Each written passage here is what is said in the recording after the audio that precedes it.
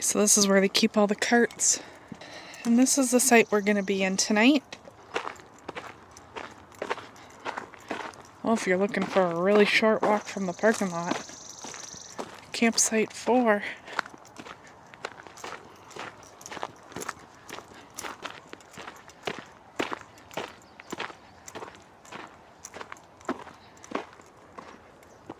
So the lady at the office said it's a red flag day, so there's only fires allowed after 10 p.m. Let's go see what's up here.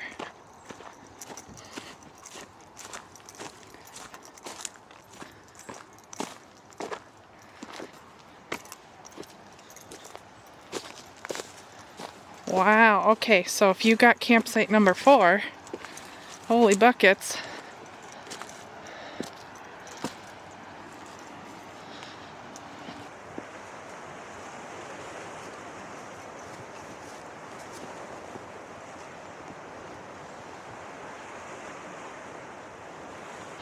I think it's pretty safe to say that there is probably not a bad campsite in this entire campground. These are the Cardin sites, which used to be the only campsites that existed here. But they recently built the Shipwreck Creek campground, which is all electric. Every single site has electricity, and every site is a drive-in site.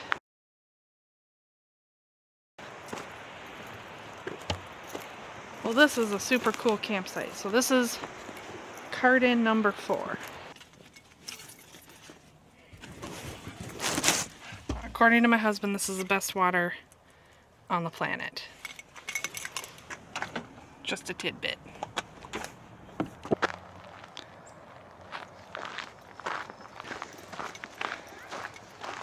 Oh, that's my campsite right there. I'm pretty sure it's right on the cliff. Looks like I might be able to climb down there. And this one is right on the trail, literally. Oh look, there's a little bench. Little bench.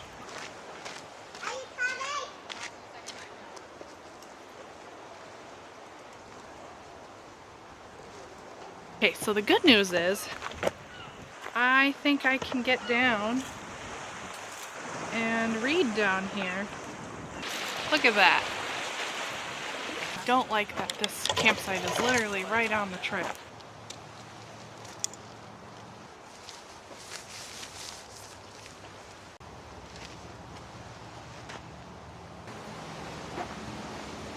Okay, you know that spot that I just showed you in campsite number 4? You can get there from here. There's a little trail up.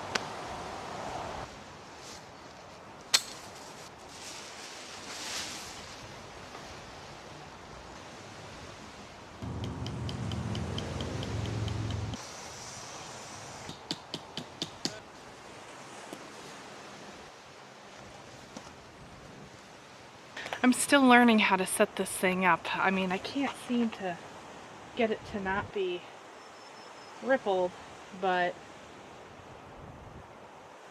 it's good enough. It's gonna be good weathered, so.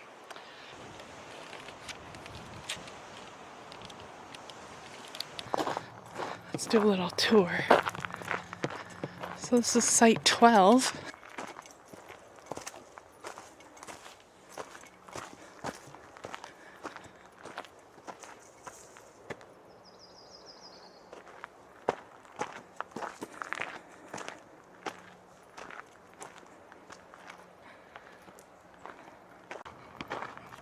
And here's number 14. It's a cool looking rock. It's kind of like a chair.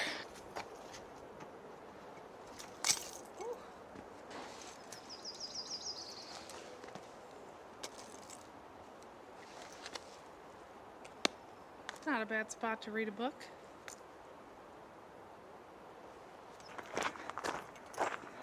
This one's not bad. You can kind of see the lake in the distance.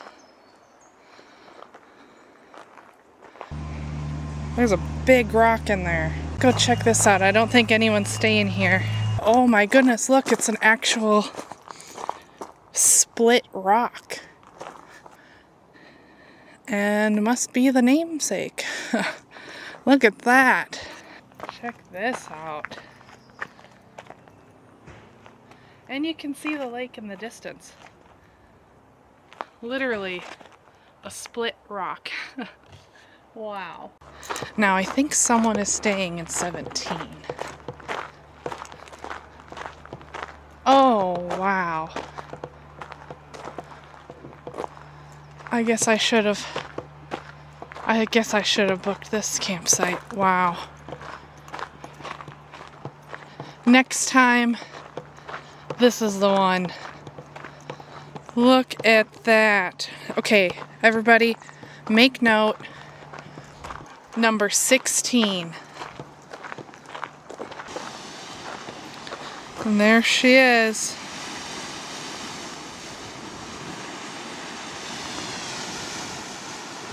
Wow. Yeah, okay. The only thing about number 16 is, ouch, I think this is about it for the tent pad. But honestly, that is just fine when you have that view. Okay, now we're at number 17.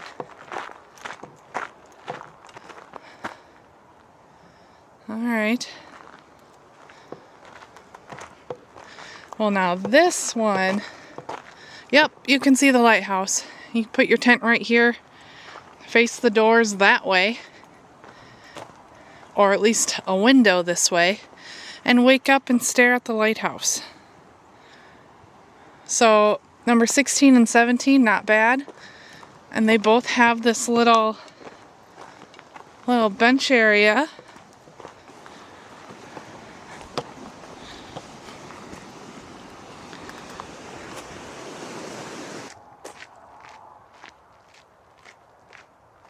Bob's stairs are that way. 18 through 20 are this way. Now we are heading to Bob's stairs. Can you see him? Oh my goodness. Here we are, 128 steps. Very steep steps. Let's go.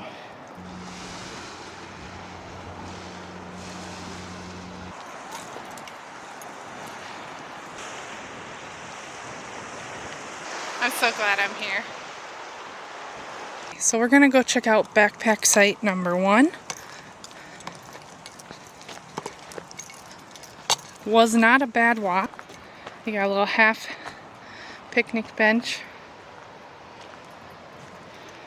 I saw this in another video on YouTube. You just walk down this little trail in your campsite. Oh, look at the people down there. This is the map. So this is the one we just saw. I'm guessing we're at I, so we are right here.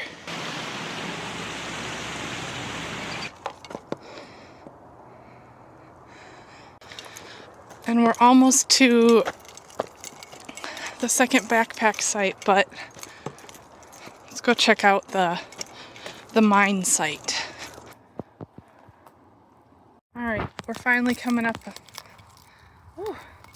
on backpack site number 2, which looks pretty amazing from what I can see.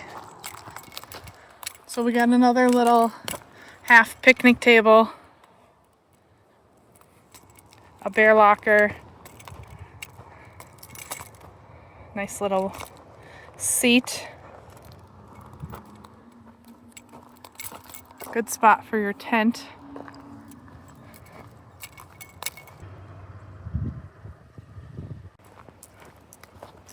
Getting there. I think this is Crazy Bay.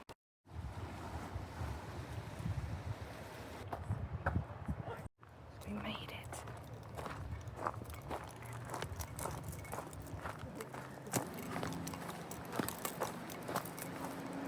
Wow.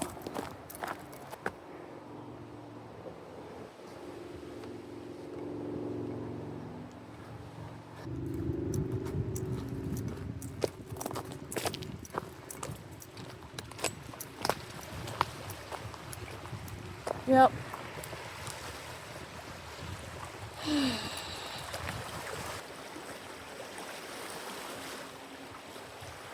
This is crazy. It's called Crazy Bay. So, little tip, you can actually take the Gitchigami bike trail as a shortcut. And it's more even terrain, so we're gonna go to the Dayhill Trail. No one knows who built this fireplace. There she is.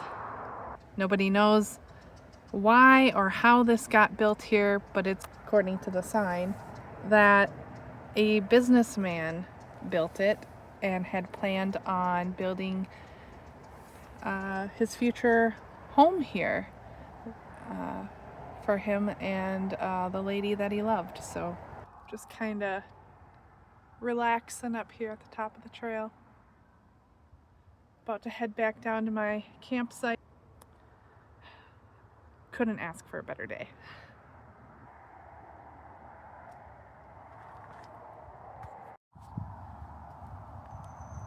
Some sort of animal fur. I'm glad I got here as early as I did.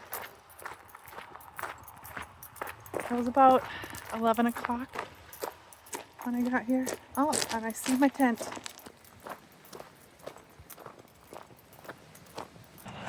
Okay, well, I have just spent some time reading down on the rocks, and then I saw a few really big spiders and decided that it was time to come up. I'm getting a little chilly, so I came into my tent. It is so much warmer in the tent because it's directly in the sun. I'm gonna go up into Beaver Bay and try and get some dinner. There's a place called Cove Point Crossing that looks pretty good, so I'm gonna check that out. Today has been absolutely the most perfect day ever, and I'm so happy. I cannot wait to come back. I mean, today's not even over and I'm already thinking about when I can come back next time. I really, really want to take my husband to stay in Site 16, but gosh, that site is just so gorgeous. If you want a view of the lighthouse, that's the one. It's almost 7:30 and I'm in my tent, and as you can probably see, I am very sunburnt. I did not account for that. I just took some Tylenol, so hopefully that will help prevent a lot of pain.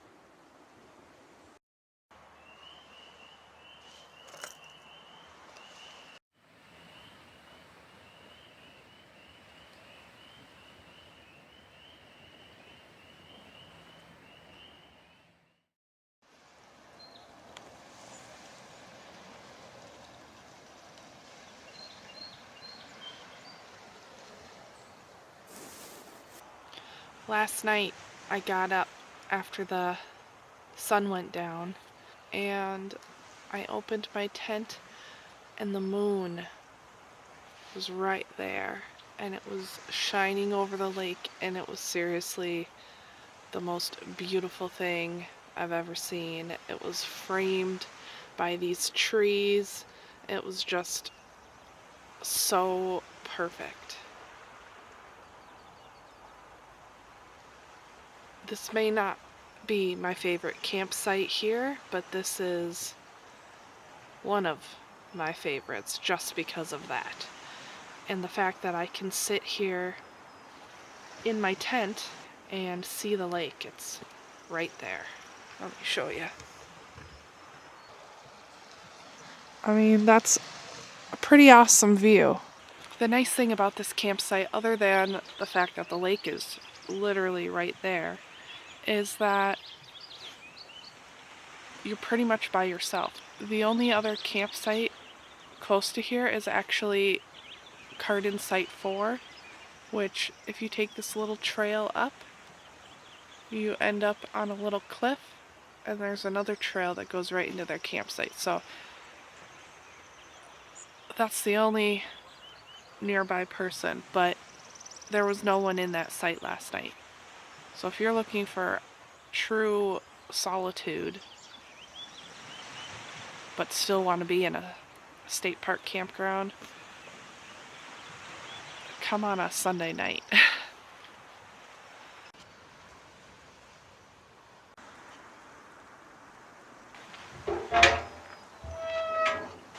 Unfortunately, it's still a red flag day, and so that means no fire, which means no hot coffee for me. I could go get a coffee pack and just make cold coffee. I decided against the coffee. I'm just gonna sit down on the rocks and read my book. I got a lot of it read last night, so that's good.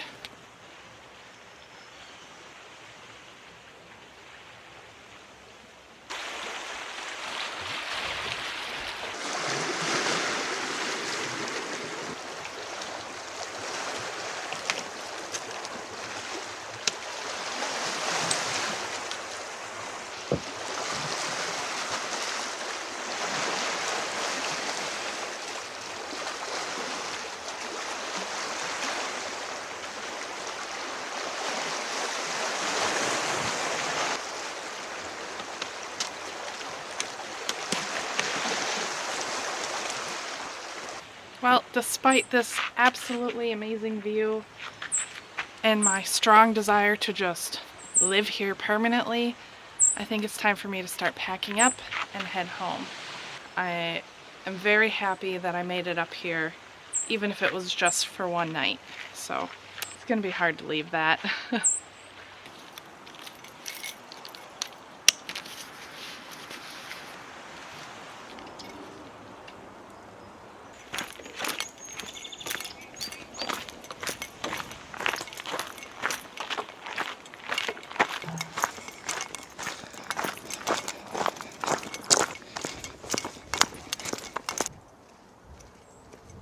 Alright, so we got one more thing to do, and that's to go down to Pebble Beach. So campsite number 1 has a really long entrance, and it's a really awesome campsite. If you ever get the chance, I highly recommend getting that spot, but I will tell you it's very in demand. And right here, right all along here, there used to be raspberry bushes. This is like 25 years ago. But one night, my mom and I were leaving campsite number 1 to go to the bathroom, and there were bears. 2 big bears right here. And we just turned right back around and went back to our campsite. What's this? Oh, wow. Yep, so I was just on the other side of that rock.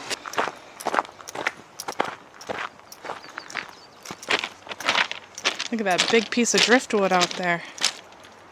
For all we know, that drifted all the way from Michigan or Canada.